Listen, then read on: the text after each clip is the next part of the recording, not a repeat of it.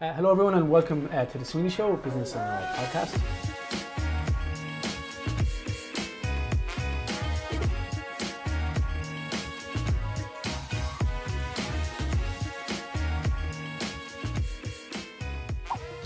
I'm David Sweeney, and joining me here today is Graham Mc Cormack. Yep. Graham is known as the real world Buddhist. Buddhist, yeah. Graham, you're really welcome here on the show this afternoon, where we're going to touch on, I suppose, a broad range of topics. I want to obviously introduce you and get your personal story and tell everybody who you are. But we're going to touch on topics such as mental health, maybe suicide, how you've gone through that journey yourself and where you're at today. So first of all, you're very welcome. Thank you. So you're Cork originally, Graham, are you? Yeah, I'm only up the road. Took me about 10 minutes to get in there. Okay. So I'm in Grange, like in Very Douglas, good. up by the airport. So born and raised, really, yeah. Very good. And yeah. so you, your mental health journey, I know because you're quite open about it, and you're very active on Instagram. So you've had, I suppose, a mental health history or a history of mental health and some battles that you've overcome yourself personally. Yeah, I'd say a long mental health history. It started when I was a child, really. Started when I was about 7, 8. Like my first, I suppose, conscious awareness of high negative emotion was when I was 7. Like, I had no conscious awareness of any other emotions before that. And what do you mean by high negative emotion? High negative emotion, as in I felt like crap in the moment, and I really brought my awareness to it, and I was like, oh, that feels really bad. Yeah, it feels really, really bad. Because what was happening, what actually triggered it was I was in school, in primary school, and there was a group of males there. There was just me. In my head I thought it was banter, but banter was, give and take. I was just taking. There was bullying, basically. Yeah. I just went on for a while, so I just felt like crap, really, all the time. And was it just school related? Did you have your home life was all that good and balanced? Of course, yeah. Yeah. In my own life it was balanced. Yeah. Dad was working all the time. My mum was just staying at home and doing a lot of work herself at home. Everything was balanced, really. Yeah. Just in school is where it really was unbalanced, to be honest. And was it, did you feel like, was it threatening? Was it physical? Is it just emotional abuse? Was it just kind of the typical? I felt like I didn't fit in. Okay. When there's a group of people literally at you every single day, you don't feel accepted in any way, shape or form, you know what I mean? So I felt excluded, I felt alone, I felt upset, there was a lot going on already at that point. I'd come home, my parents would ask me how I was and stuff like that, and I remember one day I was just really, really high negative emotion. I felt really upset about what was going on. I didn't feel comfortable talking, so I went upstairs. My mother asked me how I was, and then I went upstairs and I just looked at myself in the mirror and I just punched myself in the face. I think I was around 8 at that point, so that was my first self-harm incident, let's say, I didn't do much damage, to be fair. I was only 8, but there was a lot going on inside me to me even think and actually. Was that because you were frustrated with the feelings you had internally and you didn't understand at that point what was going on, and so you started to physically hurt yourself to kind of bring it real? Or is it just that your self-esteem was so low you felt, I'm just going to hurt myself? Well, at that point I felt it was me, that I was to blame for the bullying, let's say. I felt like everything they were saying was true, and I was this ugly person, I was this nasty human being and stuff like that, so I believed that, there was no, unfortunately at that time, there was no life skills involved in school. You don't learn how to process emotions in any way, shape or form, you know what I mean? And that's one of the problems to present, but we'll touch on that another day. Yeah. But back then, high negative emotion, didn't know what to do with it, I blamed myself, so, I just lashed out at myself, really. Yeah. And then, I presume, your parents and all that, they did what best they could at the time, and did that develop then into your teenage years? Did it continue? Yeah, it carried on, up to the point of 11. I came home from school one day at 11, I was still very upset, and this bullying was still going on. I just felt like crap again. I was in my neighbourhood, there was friends who were just a bit older than me, maybe a year or two older than me, but I hung around with them. And I remember there was actually drugs there at the moment, and I tried it. I tried drugs. I vomited my heart and soul up. I was 11. My body was not able for that in any way, shape, or form. What kind of drugs was it? Cannabis. Yeah, I smoked the whole joint myself. The joint was probably bigger than me at that point. Yeah. But I was just in the moment. Is that like a peer pressure thing that you felt part of? To fit in? Yeah, I felt like I did feel like I was accepted by them. Yeah. And it was the thing to do was to monkey see, monkey do. Yeah, yeah.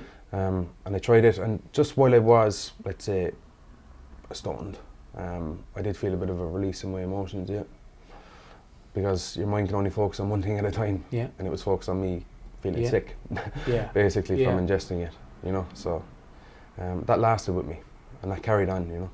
I got into secondary school then, and the majority of people that were in my primary ended up in my secondary as well. So These same people who were bullying? yeah, the majority of them, not all of them, but Yeah. most of them did, and you know, it carried on. It wasn't very intense at that point, but it was still, like, it's not like you see in fucking movies where they turn you upside down and take your lunch money, you know what I mean? Yeah. It's these little sly remarks as you pass, and So you know, you're left with this, away at you all the like time. you're just left with this hurt, even though this person is completely gone from that situation, and you're, again, can't process it, and you're going, fuck, maybe I am that. You know what I mean? It's, and then were you then becoming more exposed to drug taking? As I got older? Yeah, I was, yeah. And was that kind of supplementing then the bad feeling consistently as you got into your teenage years? Like, by the time I was 16, I mean, I was in school one day, and I was actually drinking alcohol on school property. I mean, do you do that? Does a normal person do that? No, like, you don't do that in school. It was coming up to the end of 4th year, and I remember finishing the bottle, and I grabbed the bottle, and I threw it across the yard, you know what I mean, and landed on the wall next to my principal. So I was trying to hit him, like, you know, because I was around this group of bullies, you know what I mean, that I was trying to fit in with. Put on this macho image, oh, look at me, drunk, and trying to smash this bottle, and then I just got yanked by the neck into the principal's office. It's probably only now, with some clarity, you can look back and see what that behaviour was, isn't it? You know, right then you're just, maybe you were drunk, maybe you're acting spur of the moment, maybe it was peer pressure.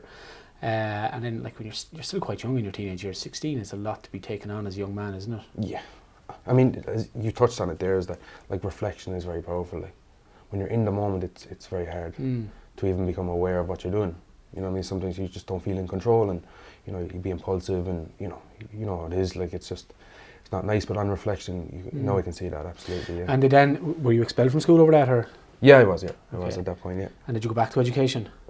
No, at that point, I tried to get into other secondary schools for about 6 months, I think. Nothing was happening. My alcohol and drug use went through the roof. And so you went from cannabis to alcohol, or was it into a different... Yeah, do you want to get into specifics? Yeah, but if you're... Okay, so the point I was trying to make there was that at 16, I was trying to get into school, and no one would take me, really. So my parents felt it was best to put me into rehab. So I ended up in rehabilitation in Ballyragget in Kilkenny, a place called Ashland House, which is an adolescent rehabilitation centre. And you have to go for, like, a pre-assessment kind of meeting. So, and you have to list out the drugs that you take, like, that you've used. And my mother was there with me, and, you know, I just started listing the drugs, and, you know, it was like cannabis, and, you know, whatever, it was hash and weed. And then it was like, you know, sniffing petrol and glue and Tipex and all that. And then I mentioned ketamine, like, you know, which is horse tranquilizer. A horse tranquilizer, like, and my mother just started crying, like, she was like, they weren't aware of it. No, she wasn't aware of that at all. It got to. Like, every time I came home, like, after using something, like, they would know something is up. Like, your own child is acting very strange here, but I would never fess up like that. And do you think you were always kind of abusing alcohol and drugs due to an underlying mental health issue? Or do they go hand in hand? Mental health. Or is it that alcohol is a depressive kind of a cycle in it that you might keep... I feel like for my own use, it was not necessarily mental health. I say it was emotion based. To escape from the reality? Yeah, like, there was high negative emotion. It didn't feel too good. I didn't know how to process it. At 11, I felt the release from using drugs, and that had a profound effect, yeah. And did your spell up in Ballyragget, did that help in any way? Did it? No, I lasted a week and a half. Okay. And I actually ran away from the centre the last night I was there. Every night I was there, I cried myself to sleep, that, you know, realisation that my life is in pretty bad shape, and I'm only 16, like, you know. So every night I just cried, you know, and I just ran away from the centre the last night. Were you getting into any trouble with the law, or crime, or anything like that, or was it just the minor things? Self-harm? Minor things. I was self-harming at that point as well. I was, you know, grabbing sharp objects and hurting myself. I would be drinking on the street. I'd be brought home in, you know, by the guards or whatever, and you know, it's pretty rampant nowadays that, you know, that a teen would do that, like, but there's still a lot going on, you know, internally that I wasn't expressing, I wasn't talking about, you know. And that was the major issue at that point. And then that progressed so after Ballyraggett, so you'd no school to go to. Did that No. routine come out of your life then? Did things get better or things get worse at that stage? Neither or. They just kind of flatlined. I was lost, directionless, hopeless. I was just, But you're surely like not the only guy that have that. You know that in the Irish system at the moment, there's all these teenagers or young men especially. Oh yeah. Must be going through the same thing. Or Yeah. did go through the same thing at the time. And did you feel that the resources weren't there to direct you or take care of you, or do they? Like at 16, who cares for a 16-year-old? Yeah, like I did. Outside your family, Yeah, your immediate no, I get family you. Yeah, and friends, absolutely. Like, I mean, I think I was seeing a psychiatrist since I was 13 at that point. Just kind of coming and going and just trying to get me to talk and see what was up, and I had all these tests and all that, and so there was that. But other than that, there was absolutely nothing, zero. And like, oh, let's go up and do sport. Let's go up to the GA hall. No, I'm not interested in sport. Would I want to do that at all? Like, Yeah. You know what I mean? So what I'm saying is there's lots there. There's Yeah. not lots. There's some Yeah. there to help teens. Yeah. But nothing that interests them. Yeah.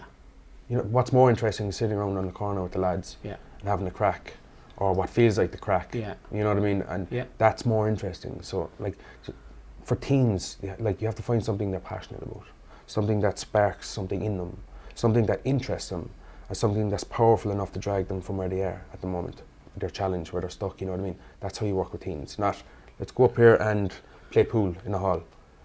Yeah, And give me 2 minutes. the and I'll be school up system and the leaving cert system or junior cert system isn't set up for that either. So it's not. there. No. That's a certain. It's like a memory test. Yeah, Go like do I'm your not. exam. I'm not a fan of it really. I'm not a fan of everything that comes with it either. The stress, the pressure, everything.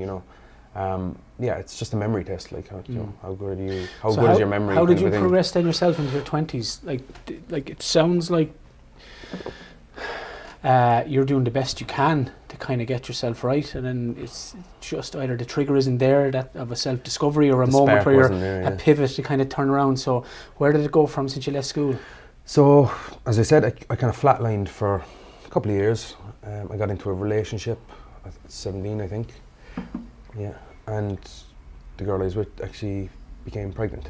So, That's a lot to take on, isn't it? It's a lot of responsibility for there a was a young lot man. of pressure Yeah. there. I panicked, to be honest. I was just, like, Then at 19, my daughter was born, and that's when it hit home that there's a lot here. There's Yeah. a lot of responsibility. Another person And, to take after her. yeah. After, yeah. Like, and all this inner dialogue came in, and it was just like, all negative, saying, you can't look after yourself. How can you look after someone else? And you're going to be a terrible father. And look at your life till now. And I left all that get the best of me. I believed it, and at 19, I tried to take my life. Yeah. And I ended up in the psychiatric ward in CUH in GF. I was brought up, pumped with medication. Was your daughter born at this stage, or was? Yeah, she was. Okay. Yeah, she was around 3 months old. I had actually broke up with her mother.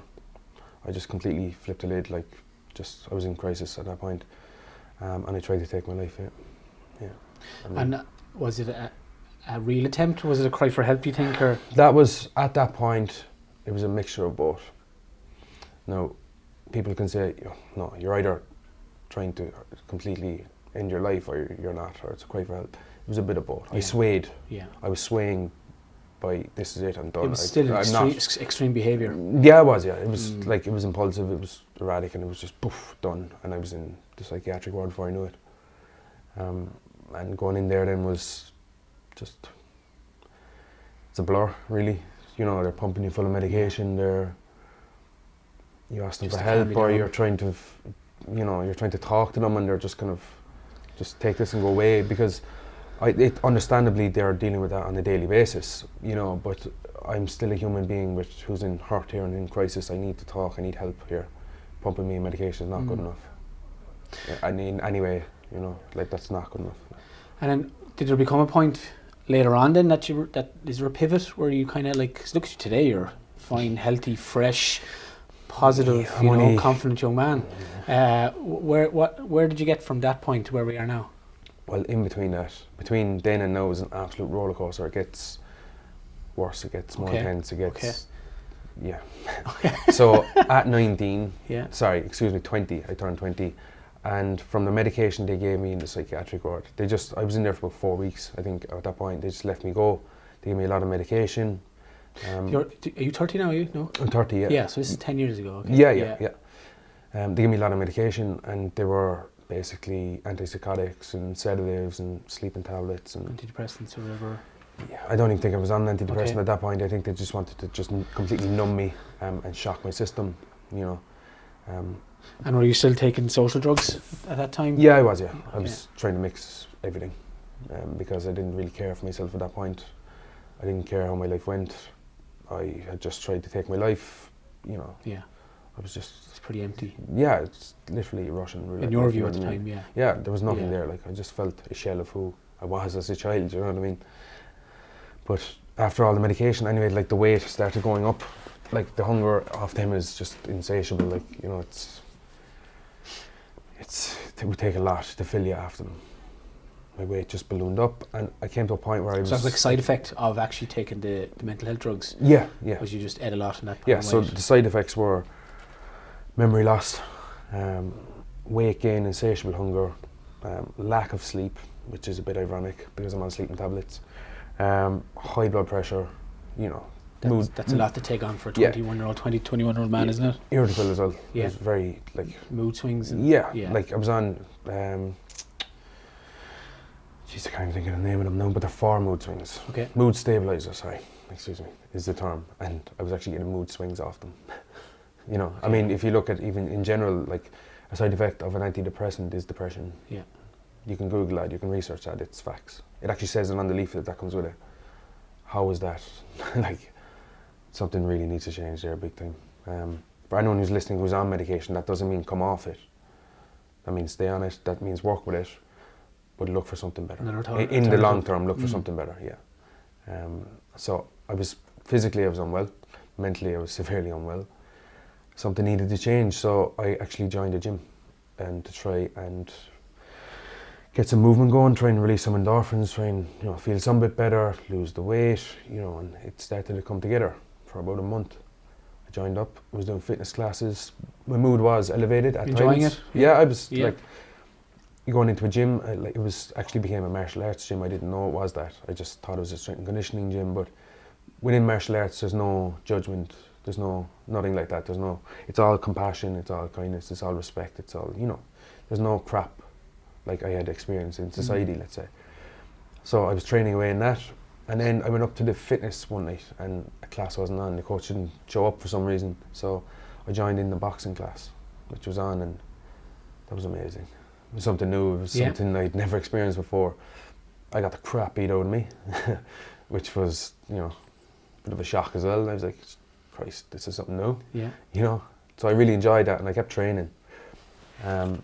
So it was working well, and I started cross training as well. I started cross training in Thai boxing was there was judo, there was Brazilian jiu-jitsu, there was wrestling, there was MMA. So there was a lot in there. Yeah, I enjoyed that time. Yeah. And then, did you feel by using the gym then things outside your life, outside the gym, were they starting to improve? They were, yeah, because I think a mistake people make, and I made at times, was trying to fix the external without fixing the internal first. I mean, everything comes from within anyway, so, I mean, knowing that it starts with you. So, I mean, you can't get any more within than literally chemicals being released from your brain and making you feel good, you know. Natural. Yeah, natural highs, you know. 90% of your serotonin's in your gut, you know, eating good food. Like, these are mood elevators, like. Yeah. And that's, like, once you're good, everyone around you tends to be good as well, because as humans, we tend to react off each other. You know what I mean? And if you're upset, guarantee someone else is going to be upset around you. Where did the real world Buddhist, so where did that come about? See, that's where my story comes. That's not even half my story. I'm not even joking, like, it's not. So sorry, let's go. Yeah. So between the gym and your back to you, did you have a relapse then? Is that? Yeah, like once I was training away, my coach came to me. He was like, "Look, you're a bit of a sponge, and you're taking everything in here, and you're putting it into practice." And I was like, "Okay." He was like, "Do you want to fight in MMA?"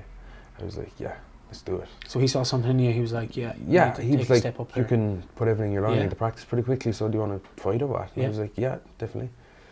And I had my first MMA fight on the 27th of November in 2010. up in Neptune Stadium. I went up and I What fought. weight are you fighting? That was at 70 kilos. That was lightweight, which is about 11 stone. So I fought that night and I lost a decision, but you know, it was 3 round new. fights, 5 round Yeah, fights? sort of 3 yeah. threes. Yeah. Yeah. It was tough, very tough.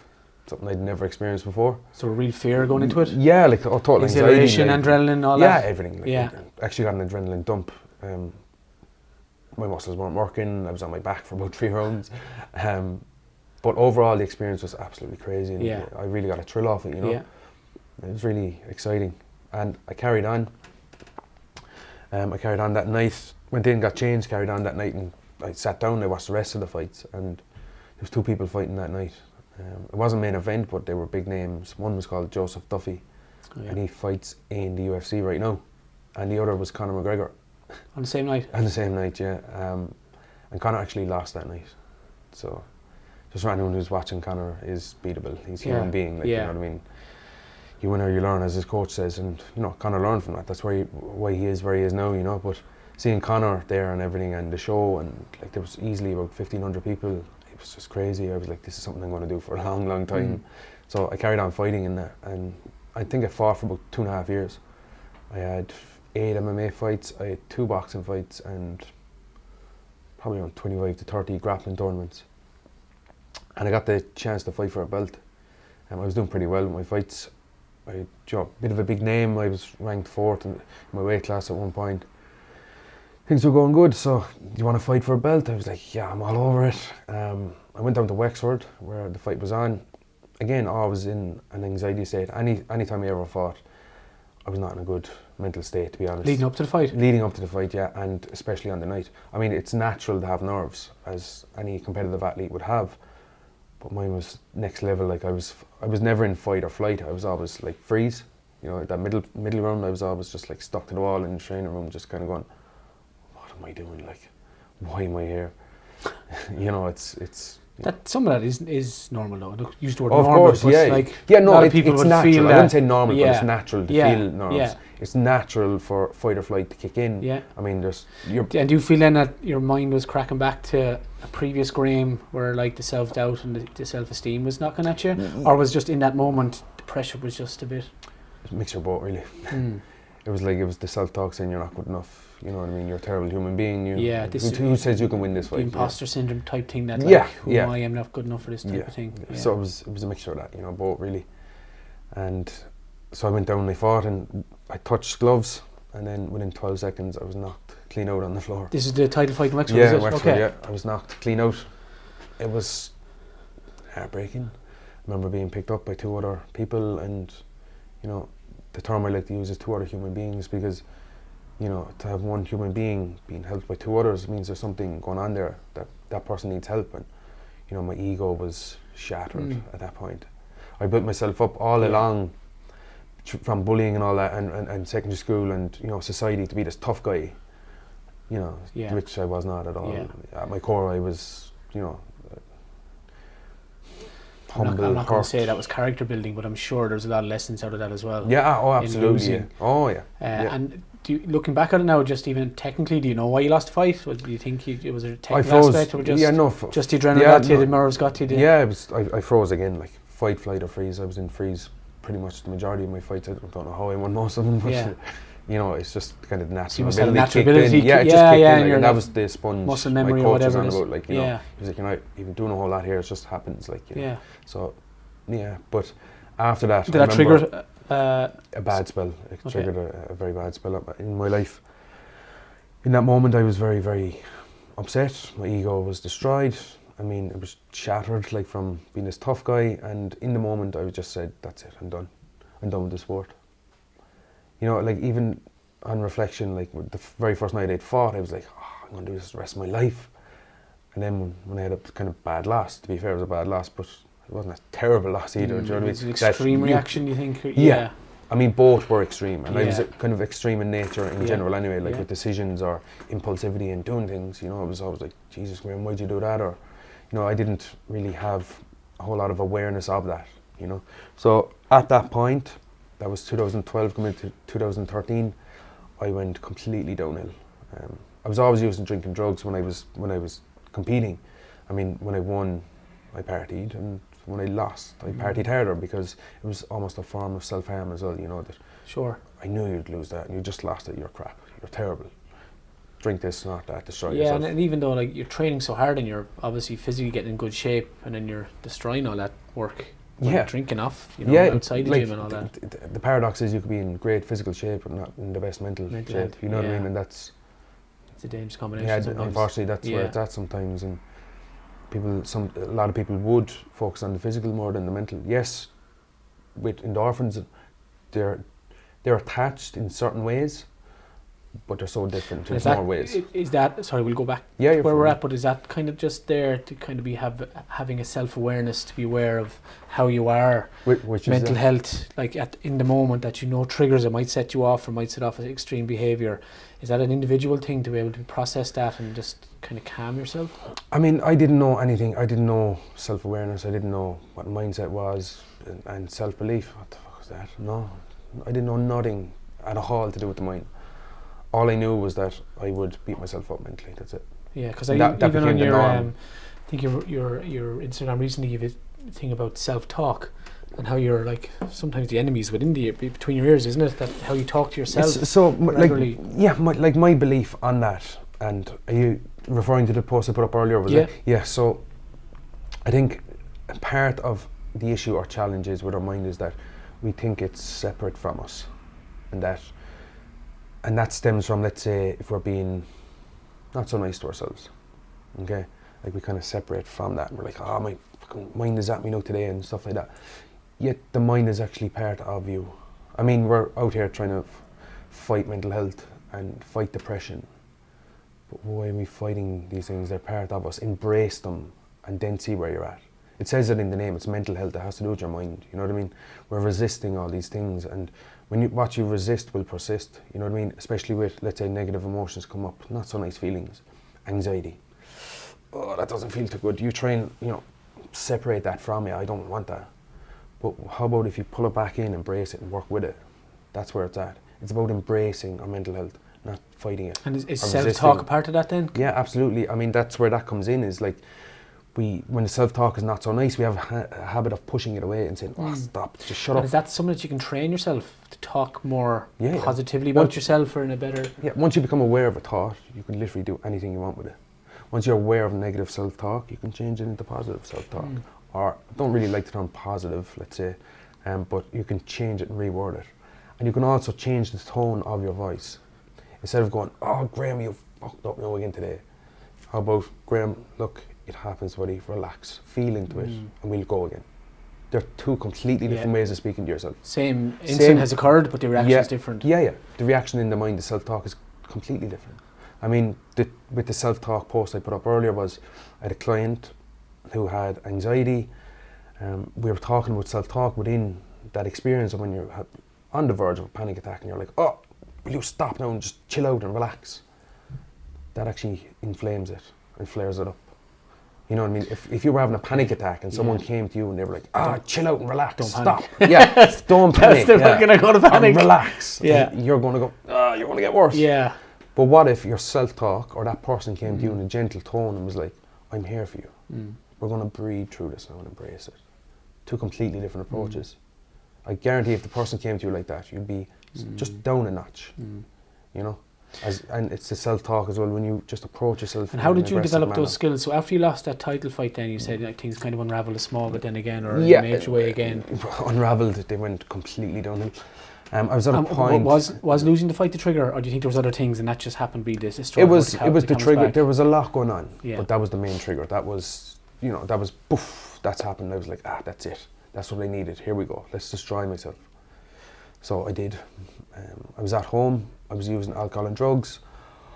I was told to stay out of the house and not use in the house, but I was coming home while using outside, which defeated the purpose. I was home then high and aggressive and angry and drunk and everything. So they were, look, become clean and sober.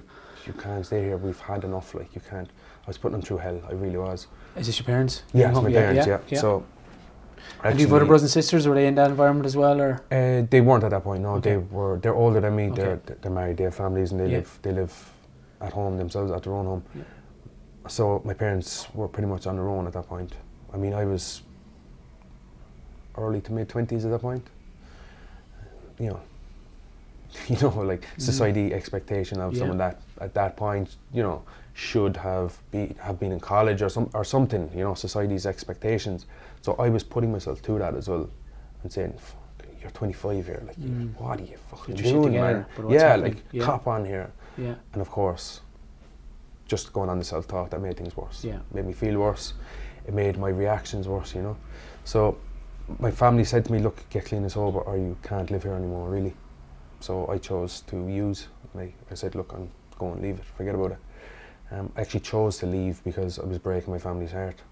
And I didn't have the skills to process and deal with it and try and change my behaviour. All I knew, again, was that I was just destroying myself and everyone around me, and I just couldn't stop it. So I left. I was out of home for a while. I had destroyed a lot of my relationships with my friends. Some of them wouldn't take me in, and when they did, I ended up messing up. So I had a car in a certain area in Cork. It was left there for a while, and I actually stayed in that for a short period of time. So you were literally on the streets? Yeah, like I slept in the doors of Debenhams one night. I had to register as homeless with Draining Street. And wow. But that must be heartbreaking for your family, you know, that things had progressed that far, that they felt, you know, these are your decisions, you have to take responsibility for that behaviour as well. Yeah. I mean, their heart was broken for years on end, like it was just never ending. You know, it was very hard, not just for my mum and dad, but for my brother and sister to be getting phone calls every day saying, or when's the next phone call? Are they going to get a body? Yeah, or you know, the guards are bringing me home because I'm completely out of my brain on something, and you know. And did that lead to any continuing self-harm or any more? Yeah, I was always self-harming. I was always using alcohol and drugs to numb emotions, and I was always self-harming out of self-hatred. Yeah. And self-harming, like I've literally, any way you could self-harm, I've done it, you know what I mean? I'd rather not get into specifics anyway, just for it may be triggering for some, but any way possible I've done it. You just wanted to hurt yourself? Yeah. And so it's like I have a very minimal understanding of, but like self-harming is sometimes you just want to feel a bit real, so you hurt yourself to bring yourself into a moment. So there's a lot of reasons why I would self-harm. The majority of the time it was self-hatred. I absolutely hated myself at my core. I can feel that there now. Others was when I would flatline and I would feel absolutely nothing. I mean, it's a contradiction that the worst thing I've ever felt is not feeling anything at all. And that's horrible. It really is. To feel not alive, to feel dead, yet you are alive. It's like, what is going on here? How is this, you know? And then did you have a realisation someday that like this has to stop, or how do you pick yourself up from that? You know, because you're really, you know, where do you go from there? I had that realisation probably on a weekly basis, right? Something needs to change here. And what did that lead to an extreme behaviour and that wasn't manageable or sustainable? And you have a relapse again? It's going back to again that I had no skills. I just didn't know what to do. Yeah, I wanted to change. The desire was there, but there was no action taken. There was no nothing because I just literally had brain fog. I didn't know what step to take, and if I did take a step, my brain would go, "You can't do that. Come back into your comfort zone," and it's just like that. It was just ongoing, really. So I suppose to touch on the point again, coming back to the life story, was something needed to change because I was in and out of the psychiatric ward as well. I would scream and roar the place down, any place I was, high off drinking drugs, threatening to hurt myself beyond repair with sharp objects. Like always at myself. I would never, would never direct that or point a knife at anyone else in any way, shape or form. It was always me. Everything was directed towards me always. And I was in and out of the psychiatric ward. I was in and out of Arbour House. I was in and out of Ravenscourt, St Finbarr's Hospital. I had crisis team in CUH. I was in and out of A&E doors, I don't know how many times, trying to get help, and I wasn't getting it. Sounds like you've carried a lot of pain. I did, yeah. Do you know? I've released all that now. The core of all that is really pain, isn't it? For whatever way it is internally in you. The deepest part of it, I use the word core, at my core. Was where the pain was. It wasn't just surface level negative emotions. It was at the deepest core of my state of my being was, you know, hurt, pain. You know, like I feel like, you know, I feel crying even thinking of it because I can just go back to that so easily and feel it. But At my core, yeah. Yeah, and then, but I think, isn't it, you have to go into the core to kind of rebuild, start again? Yeah. You have to hit rock bottom. Yeah. Unfortunately, at times. And what's even more unfortunate is that some people don't get there. That's the worst thing about it all. Thankfully you did. You have turned it around. Yeah. And was it like, obviously you must have to go through all that, like your own mental strength now to kind of evaluate all that, process all that, and be here and so brave today to tell your story, because like that's not easy in itself. The stigma attached to mental health, the stigma attached to the behaviours that you had previously to come, and then what was there a kind of eureka moment where like this is happening now? Are you still on that journey? I'm smirking here because the story still isn't over. Yeah. I'm probably about 3/4 of the way through. Yeah. So at that point when I was homeless, okay. like you. Okay. You don't I don't. Sorry, I don't. You don't know the half. I'm not trying to dismiss. No. Yeah. Please tell us. So basically, I had tried to take my life again at that point, and I ended up in the psychiatric ward again. So my psychiatrist was in there. I'd see her on a Thursday, and she would come in, and we'd just talk. Again, surface level talking.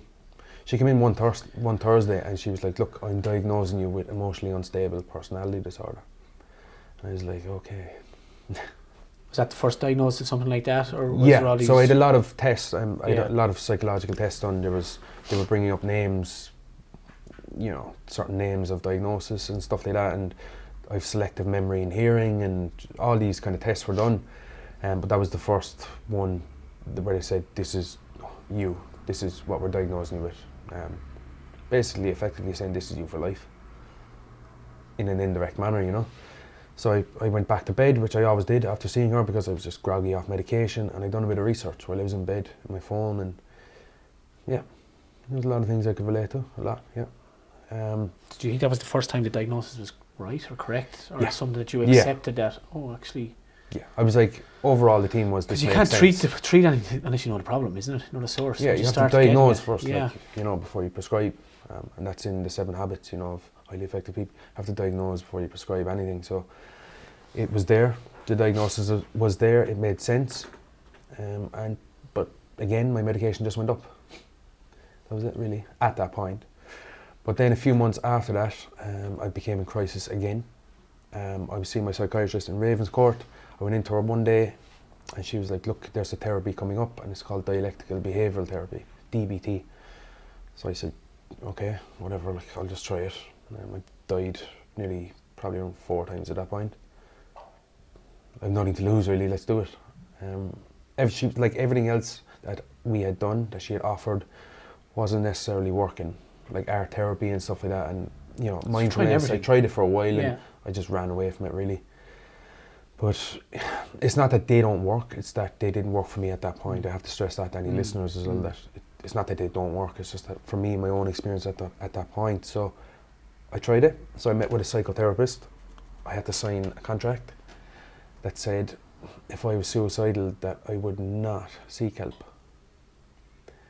which to me made absolutely no sense. I was like, do they want me to die? How does this even make sense? So what the psychotherapist explained with that point was that I would learn skills. So when I was in crisis, when I was suicidal, I was planning or about to take action, that I would use my skills. Instead of reverting back to what you had previously done. Instead of ended up in the psychiatric ward again, Graham has using the ambulance. Here. Yeah, and just, like people with... I suppose we should say, like, this is very specific to your treatment, that anybody that is out there and might have similar symptoms or feel the same way, they should first of all go to their own health practitioner. That we're talking really specific about how you were treated. Yeah, everything that we say is individual to my case, especially. Yeah, like it's like we are all individual, and if there's anything at all that is even upsetting you, in general, it's about talking to someone who's non-judgmental, someone who's not going to sit up on their high horse and say, "Why are you feeling like that? Don't feel like that." Okay, and also I'd just like to touch on surface level talking and listening needs to go in this country big time. Surface level talking. How are you? Yeah, I'm grand. This crap. And then it's the surface level listening. Alright, cool, yeah. No, how about stopping and getting on an emotional level with another human being like you're supposed to. That's communication. So that's, I don't know, like that's probably... It's easier said than done. Correct, but it's also like everyone's busier now. People are, that these kind of relationships we used to have, it's been diluted a small bit, isn't it? Yeah, that's the problem. If you're too busy to sit down and have a conversation with someone who you may think is unwell, you need to check yourself big time and set priorities. A conversation could take up to 2 minutes. An emotional level conversation have an impact on that other person. Absolutely. It's something that you can't even see or feel because it's not your experience. It's that person's who's hurting. You need to set priorities if that's the case. So then when you went back on that new set of therapies and treatments, was that something that you found worked for you at the time? Yeah, so I started it and it was mindfulness based at its core, and I'd done a bit of mindfulness. I didn't like it at all. I sat down, so the course itself was a year long. So you had 2 sessions a week. One was group therapy with other people with the same mental illness, and then there was 1 session with a psychotherapist. So I sat down with the psychotherapist on my first one-to-one session, week 1. And we sat down, I closed my eyes and done a bit of mindfulness for literally about 8 seconds, and I went, no, stop. Yeah, no, it was my thoughts, it was what was going on in my head. Because when you close your eyes, you become aware of what's going on within inside you, and you can divert that through mindfulness. You can divert that focus to what's going on upstairs or down below, how you're feeling, your emotions and stuff like that. But for that day, I ended up in my head straight away, and I was, no, I'm not doing this. But she said, look, you did sign a contract. They said you would do this. So there was a bit of a, you've committed to it. I have to do this. Yeah. And I had wrote down that this was my last chance as well, because that was my mindset on the contract. She was like, you said this is your last chance, just do it. I was like, okay. So we practiced that for a while, and then we got into about the 3-month mark, and I got to know other people with the same diagnosis. So we had the same symptoms, same life experiences pretty much, and we got to know people on an emotional level. And I went in one day at the group therapy, and a girl sitting directly across from me wasn't there. So we found out at the end of the day that she had taken her life. Then a week later, I went in, and a girl who would be second last to the right across from me again wasn't there either. She had taken her life. And then a week later, I panicked, freaked out, inside therapy, ended up flipping the table, thought I was next, and I was brought up to psychiatric ward, straight from Ravenscourt, straight up to GF again. I was brought to and from the psychiatric ward to the course because that was part of it, I had to do it. I was learning my skills during the day, going back to the psychiatric ward and using them, and so on and so forth. So after about a year then, the course was finished. I obviously got out of the psychiatric ward, carried on, and about the 9-month mark of the course is when I became self-aware of what was going on inside me. I understood what my triggers were. I understood. Were you sober this time, apart from prescribed drugs, or were you? No, so I was on prescription medication, but I was still using alcohol and drugs outside. So that was what me and my therapist were working on as well, to try and get rid of the alcohol and drugs. And I was back and forth over the Arbour House to a dual diagnosis therapy where you have mental illness and addiction. That scared the life out of me. In my own experience again, that I felt I was dealing with 2 things at once there, and I couldn't do it. Other people have had success with that course, I'm just saying in my own experience. So I was just reverting back to my therapist all the time. But after about a year then, it started to hit home that, Christ, the course is finished. I was feeling some bit better. I was feeling a bit better. And I remember my therapist going, look, there's other people starting this course again, people who would be similar to you. You're doing pretty well. Would you like to stay on for 3 months and help them? I said, yeah, let's do it. So I stayed on, and I remember a girl came in who was in that therapy. She was struggling. I helped her that day. She came in the next week, and she was like, what you said to me last week really, really helped. Boom, that was the turning point. I was like, okay, so I'm full of self-hatred. I believe all these things I'm saying about myself, and next thing I'm after helping someone probably save their life. So that kind of nipped away at them thoughts. Maybe I'm not that person I tell myself. You know what I mean? That was the turning point, yeah. So after the 3 months, it was great. And did you meet more just in that first person? Did you start talking to other people and helping them in that? Yeah, that was the most profound. Yeah. That I probably did. There was a realisation there. It helped drastically. I wouldn't say it saved the person's life, but I helped drastically at that point. I would never say that, but other people were there, and I was just guiding them through it. I'm not a therapist in any way, shape or form, but I have experienced it, and I was helping, So there was a lot going on that have swayed how I perceived myself, You're clean and sober now? Yeah. So when did that How far along that journey are you? Where are you? I'm 2 years, and on the 31st of October 2016, I got clean and sober. I was weighing 18 stone 10 pounds. You were weighing 18 stone? 18 stone 10 pounds, yeah. Literally 2 years and 4 or 5 months ago, nearly, yeah. At that point, 18 stone, like the medication was through the roof.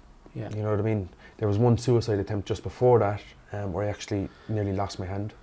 A self-harm incident went too far and it turned into a suicide attempt, and I nearly had to have my hand actually amputated.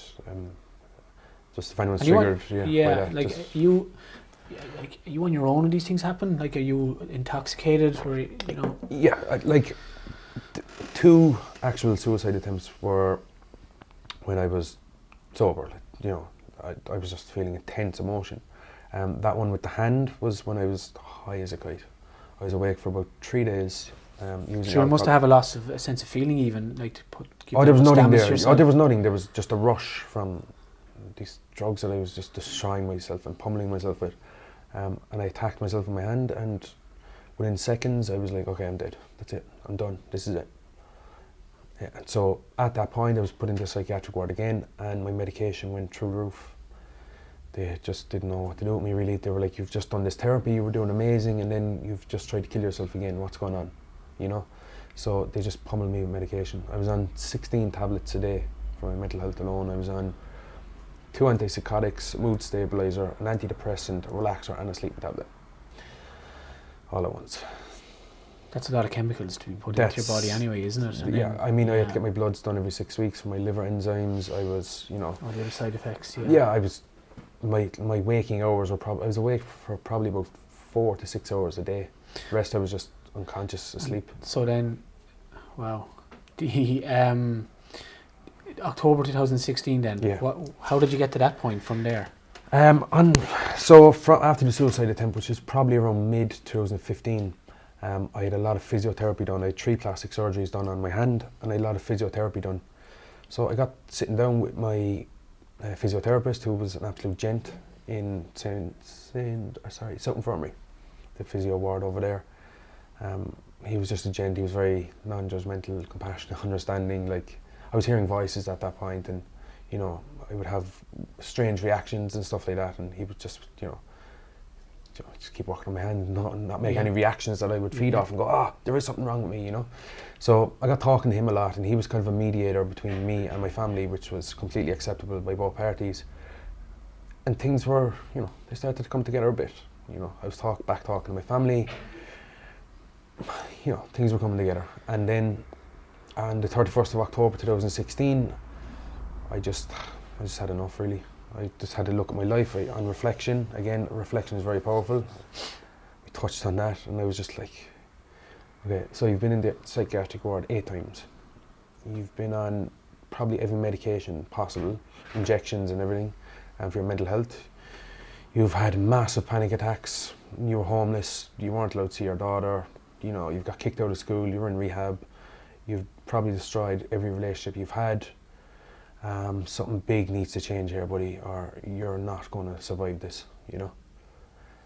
You've had your literally 9 lives cut. Yeah, like I was on my last, you know what I mean? It's just, and to top it all off, you know, as I said, I wanted to see my daughter. I was a father through all of this, you know, and it's very easy for someone who's, you know, not educated on the subject would go, Christ, you're fucking terrible, or you're a scumbag, or you're this, or you're that.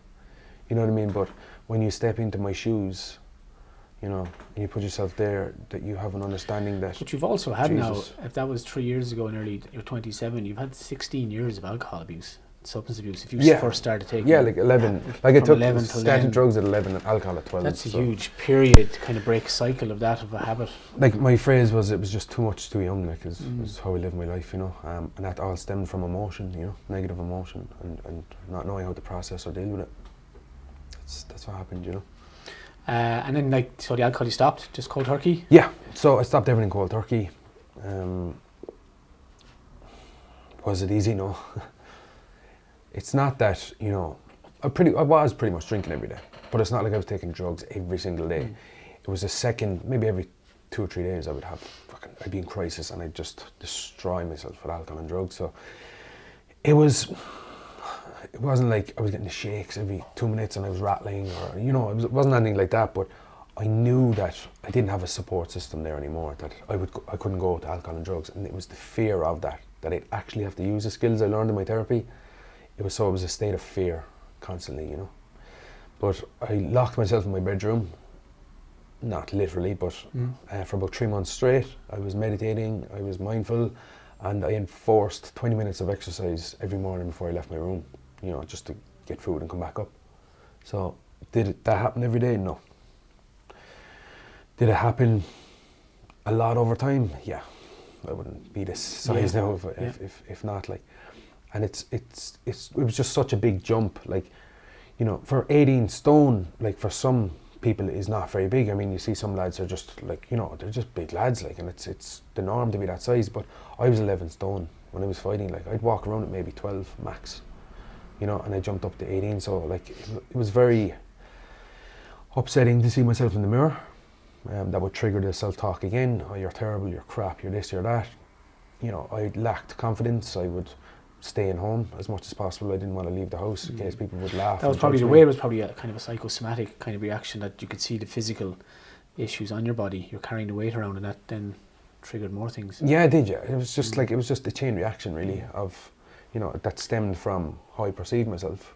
And then did you continue to talk to people then to try help them at the same time? Helping people, others in general? Yeah. Not necessarily, no, not at that point. Okay. I knew that I had to work on myself first. Again, that's starting with you first. Not trying to fix the external, fix the internal first, and then you're able to give. Fill yourself up, fill up your own cup first, before you pour, like, and that's how it was, So for that period of time, I was working on myself, like, intensely, like, I was mindful of every single thought I had, you know what I mean? I was mindfulness of thoughts is what I was doing pretty much on a daily basis for a good period of time. Were you writing things down, or was it just so I was journaling and stuff like that as well. But the mindfulness of thoughts would, the second I'd have a thought, I'd label it a thought and I'd just put a tick on paper. So, okay, I'd have a thought, okay, there's another one, okay, there's another one. So I'm becoming aware of every time a thought arises in my mind. How rapid they're coming. And then I can see whether it's a positive or negative thought. Thoughts themselves are never negative or positive. We label them as that. So I was just, becoming aware. There's a thought, then I label it as good or bad, positive or negative. And then I see how I respond or can respond to it. So I was mindful of my thoughts on a daily basis. I was exercising. I was eating right. I was outside. I was off drinking drugs, but I was still smoking cigarettes at that time. I was out my front door having a cigarette one time, just sitting there on the floor, the same spot. It was my go-to when I would go into my head, have a cigarette and just think about life, And I was just sitting there and smoking, and the next thing, this voice in my head just said, "Graham, do you love yourself?" And I answered back and I was like, I do. Because, like, it was on reflection what everything I was doing. I was, eating right and meditating, everything. And it just said, like, if you truly love yourself, just get rid of the cigarettes as well. So I was like, oh, fuck it, yeah. And it's not like in that moment I just dropped cigarettes. It was like, I actually ended up in hospital with a Crohn's. I was diagnosed with Crohn's disease as well, so I had a Crohn's disease flare-up. And I was smoking as well about a week after that when I was outside my front door. And the doctor came along, my gastroenterologist, and he was like, look, are you smoking? And I was like, I am, yeah. And he was like, you're probably going to get cancer, like, if you keep smoking. And I was like, sure, I know that, like. He was like, no. With Crohn's disease, you're at high risk of bowel cancer, stomach cancer, all the digestive tract, like. Yeah. So he gave me a fright, like. So it was the point of self-love, yes or no, and the doctor saying that, I just gave up cigarettes. So that's when everything stopped. You know what I mean? The cigarettes was the last thing to go then, And at that point, it started to come together, really. My relationships were coming back. Most importantly, the relationship with myself, of course, that's, as we know, that's number one, like, and that improved greatly, yeah. And then after that, how long do we have? I can still talk a bit more. So after that, the weight was coming off and I wanted to go back fighting. So the coach said, yeah. So I joined a different gym, was training MMA for a bit, added that in. And he said, look, there's a fight coming up for a belt. So I agreed to that. I thought my life fell apart after a title shot. Maybe it could all come together now with another one. So I agreed to it, 100%, all over it, and then you had to have an MRI on your brain, you had to have bloods done, you had to have a medical done by a doctor, you had to pass all these tests first, which was never there before when I fought years ago. So I got it done. I had the MRI in my brain, and about 2 weeks before the fight, I got an email to say that there was a red flag on my MRI. So I was like, okay. So this guy was the neurologist in Beaumont Hospital. He said, look, come up, we need to talk to you. So I went up, was chatting to him, and he had me doing the movements with my hands and, you know, moving my body and stuff like that. And my hand was like this, so I had the shape of a T. And he looked at my hand, and he was like, actually, what happened to your hand? So I felt comfortable, so like sitting down, as you can see, I'm open and honest about everything, and this guy was an authority figure to me, and I was sitting across from him on the table, so I was so used to that, talking to a counsellor or, you know, or a therapist or a psychiatrist a lot, so everything came out, like, and I just told him everything, and he was like, look, I can't pass you here. You've excessive white matter in your brain, which can end pretty bad. If you get a punch, it can, you know, bring something on, and due to your mental health history, if you have a bad loss again, I don't know if you're going to try and take your life or not, you know, like you did before. So he was like, look, it's not happening. So I broke down in tears in front of him, you know what I mean, I thought everything was coming together. So I went home, on the bus down to Dublin, or from Dublin. I just had to think, I was like, what can I do with all my training? It's all gone to waste now. But I had a good think, and I was like, look, I can teach, you know what I mean, and pass on the knowledge. So I was teaching there for a while, and then it was coming up then to the Christmas 2017. It was coming up to the 1 year anniversary of an old training partner and a friend who had taken his life. All I knew was it was coming up to his 1 year anniversary. I felt emotional. It was around Christmas time, you know, the stress and everything. It's a hard time for a lot, you know, so I threw up my life story. I was thinking maybe it might help someone, you know, you can go from really, really bad to... So you put yourself out there, was it, on social media? Yeah. So I put up my story, and I shut my phone off and left it there at home, ran in town, had about 12 green teas over there, went back. I was away from my phone for about an hour, turned my phone on and checked it, and after an hour there was 46,000 people had seen it on Facebook. And there was probably around 300 comments, and not one of them was negative. I was in massive fear. That's why I left my phone at home. I was like, people are going to be judgmental now and say, I wasn't allowed to see my daughter, you're a terrible dad. I had abused alcohol and drugs because I was, you know, I felt crap about myself.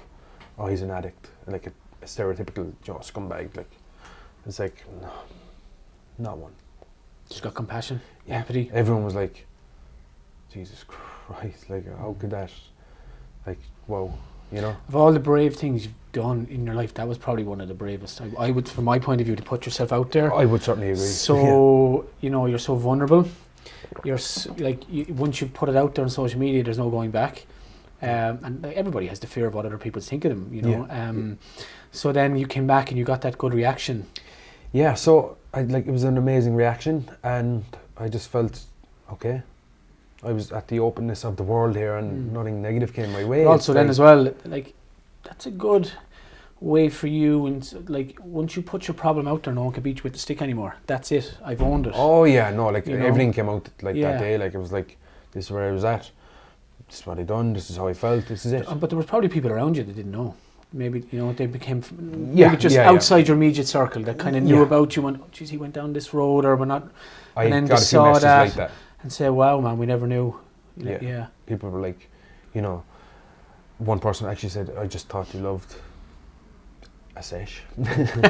Basically. Sesh head. Yeah, like, and I was like, not really. Like, I was just trying to destroy myself. I was putting on this fake joy that, you know, that you just couldn't see through, really. Like, so, it was that. But and were you getting messages then of, Jesus, man, well done for putting yourself out there, so sorry to hear this, but were you always getting messages from people going, I'm in the same type of circumstance, I'm kind of lost myself, where should I go, what should I do? Yeah, they were the messages that really stood out for me.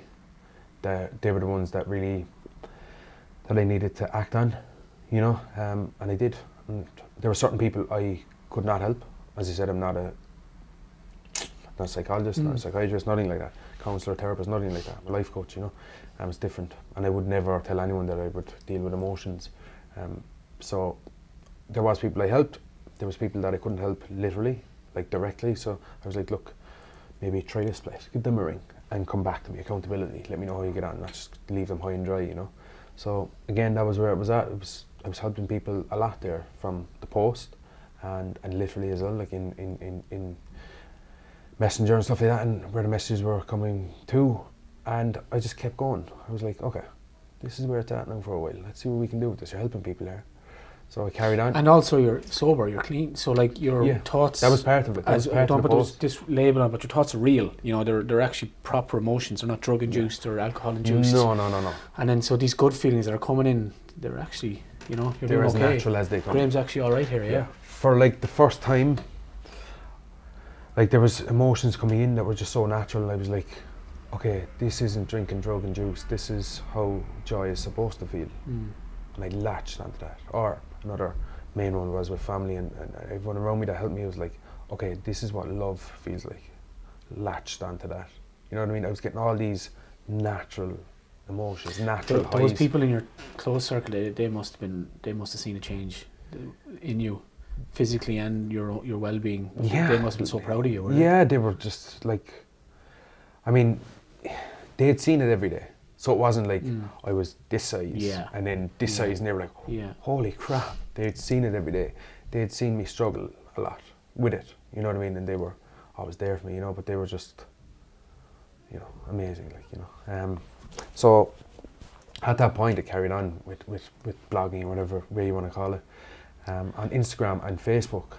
And I got an email, okay, from someone saying they were from RT. And I was like, okay, that was one of the lads, like one of my buddies messing, and I was like, alright, I'll ring this number now and hear a Cork accent over the phone, like one of the lads, a normal accent, and it was a Dublin accent, and he was like, look, we're putting together a show, it's called Nationwide, it's Mental Health Week, that week, would you like to be part of it?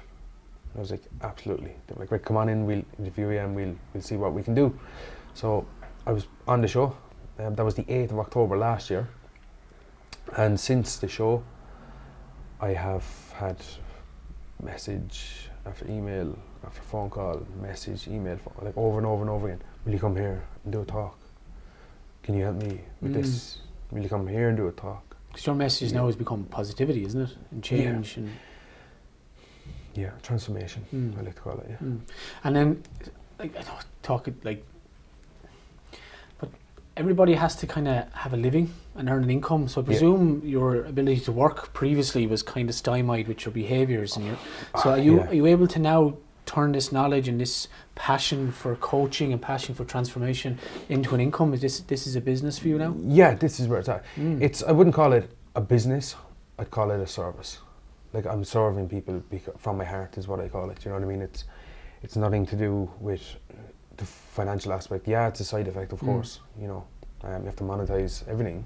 If you don't, you're going to come up with challenges.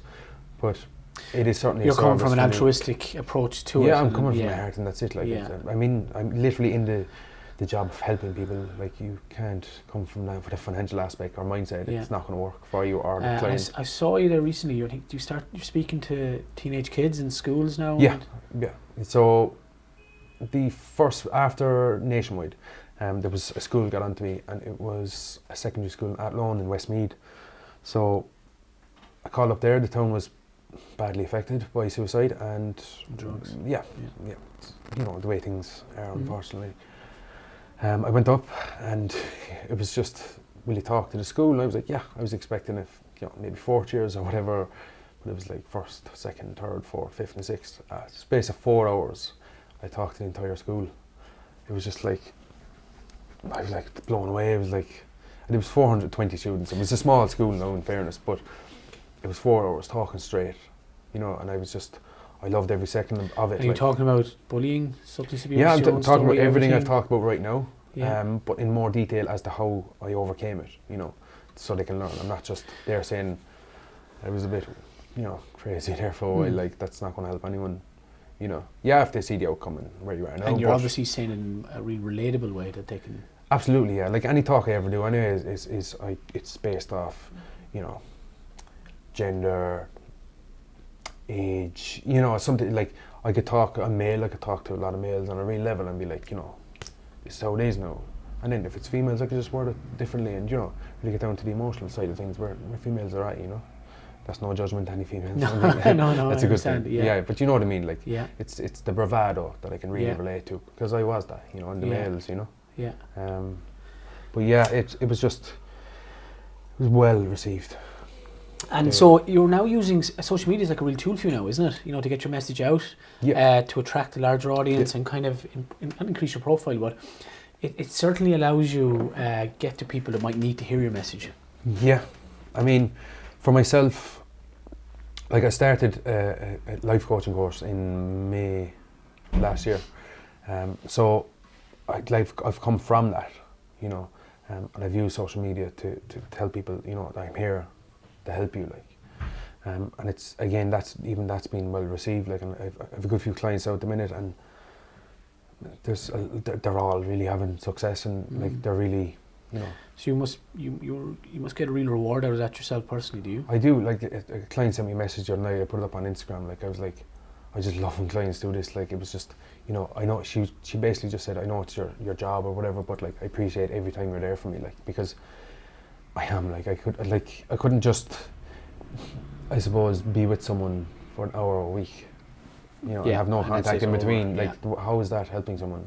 Like, I give them tasks, homework, any challenges that arise, just drop me a message and I'm there for you. If I'm online, I'll reply straight away. If not, I'll reply later on. Like, that's, you know, it's a relationship. What's the future for Graham Mc Cormack? The future is very, very bright, I believe, and I feel, and I know, and I can see it. Steps to be taken, there's a lot, but there's a lot of momentum, there's a lot of energy, there's a lot of positivity, there's a lot of love. You know, I'm not just talking about me, I'm talking about, like, I can feel from others, you know what I mean? I think trying to change the landscape. I'm up in the Dáil now on the 5th of February, actually, to give a presentation of my life story and how my family had suffered due to lack of mental health services. So we'll see where that goes. Brilliant. We'll see where that goes, yeah. Brilliant. And just, like, will you be talking about specifically, like, a mental health service available to young men that might be in crises, like in late teens, early 20s? Do you think, like, there is a real lack of facilities, services? Do you think that there is also a tendency to overprescribe drugs to young lads or men? Or like, the mental health system needs to change. Okay, it needs to be reformed. Something drastic needs to happen. I'm not going up to the Dáil now to blame politicians and say, you should have done this or you shouldn't have done that. I'm there to say, here's what happened in my life because of the mental health services, here's how my family suffered, here's my ideas. Okay, here's what I think should be implemented, you know. That's where I'm coming from. With regards young males, absolutely, yeah. But young people in general, even more so, yeah. But with the young males, like, I'm starting a movement at the minute. It's called Zen Men, okay? I'm open to it transforming and changing over time, but at the minute, it's called Zen Men, okay? What I mean by that is, we're trying to blend the masculine and feminine energy within us. Because when there's too much testosterone, too much masculinity, and this pressure from society saying you should not talk, you're a male, you should be strong, which speaks a lot of crap I've ever heard in my life, that's a recipe for disaster. It really is, and my life is a reflection of that, you know. And so what's involved in Zen Men? Zen Men at the minute is just getting off the ground, and that's what I touched on there with the energy and the love from everyone, and it's, you know, the awareness is there. Every post, every kind of second day I put up, and I hashtag Zen Men. So what it actually is, it's a movement. The specifics are not there just yet. Zen Men, it's in the name, yeah. It'll be a more, I wouldn't say Zen to be honest, but a more settled, humble approach to life within young males. Through meditation, through mindfulness, you know. Listening, understanding. Yeah, empathy, you know. Getting to communicate on an emotional level. Not being afraid to open up as a young male, you know. Not saying drop the bravado straight away, it's part of you, but I'm saying just nip into it. And that could start by saying, do you know what, to a friend, I feel like crap the last few days, man. I really do, like. Well, I think that any big plans or any big movement starts with small steps. Absolutely. I think you're on the right road. I just want to thank you for coming in today. Thank you for sharing your story. It's mind-blowing what you've been through, but it's even more mind-blowing to see you now. We wish you all the best on your journey. We'll be watching. I think if you go, I think you'll be very powerful in the Dáil. I think we might even see you running for public election someday. Maybe politics might be an option for you. I'm open. Yeah, I think your message is really powerful. If anyone wanted to get in touch with you, Graham, where's the best? Yeah, so I'm on Facebook and Instagram. Yeah. I'm on Instagram under The Real World Buddhist Coaching, and I'm on Facebook under my name. I have a private profile and a kind of blog profile. Sure. So either or doesn't matter. Brilliant. Well, thank you so much. Yeah, and we thank you really wish you all the best for the future. Yeah, thank you so much for having me on. Thank you.